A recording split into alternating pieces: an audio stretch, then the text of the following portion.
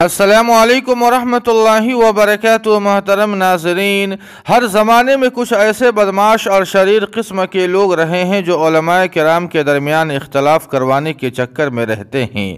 انہی کی نسل سے کچھ لوگ آج بھی موجود ہیں جو عالم اسلام کے دو عظیم ہستی کے درمیان اختلاف پیدا کر رہے ہیں۔ ناظرین کرام، بہت مختصر وقت میں آپ تک مکمل باتیں پہنچا رہا ہوں۔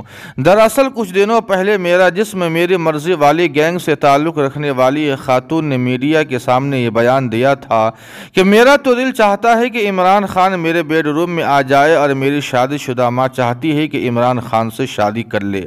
یقیناً اس طرح کی باتیں کرنا خواتین اسلام کے شایع نشان نہیں تھا، اس لیے مولانا فضل الرحمان صاحب نے بغرض اصلاح ایسی خواتین کو بے حیا اور بے غیرت کہہ دیا، جس کے بعد ایسے لوگ کہ جو کہتے ہیں کہ اگر ہماری ماں کے ساتھ زنا کرے گا تب بھی ہم اس کو ووٹ دیں گے۔ ایسی نوجوان لڑکیاں کہ جو کہتی ہے میرا جی چاہتا ہے کہ وہ کسی وقت میرے بیڈ روم میں آ جائے۔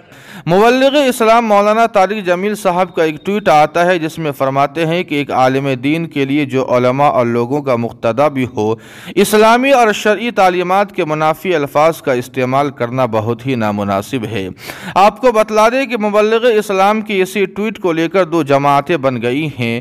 ایک جماعت کا کہنا ہے کہ جب اس خاتون نے عمران خان کے متعلق یہ شرمناک بیان دیا تھا، اس وقت مولانا طارق جمیل صاحب کہاں چلے گئے تھے، ان کی اصلاح کے لیے ٹویٹ کیوں نہیں کیا، اور مولانا فضل الرحمان صاحب کے بیان پر ٹویٹ کر رہے ہیں۔ جبکہ دوسری جماعت کا کہنا ہے کہ مولانا فضل الرحمان صاحب کا یہ بیان نہ تو بہتان ہے اور نہ الزام، بلکہ سوشل میڈیا پر وائرل اس خاتون کی ویڈیو پر جرح کیا ہے۔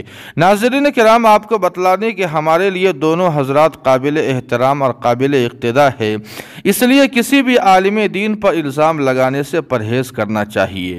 جی ہاں ناظرین کرام، اس سلسلے میں آپ کیا خیال رکھتے ہیں، کمنٹ کر کے ہمیں ضرور بتلائیں۔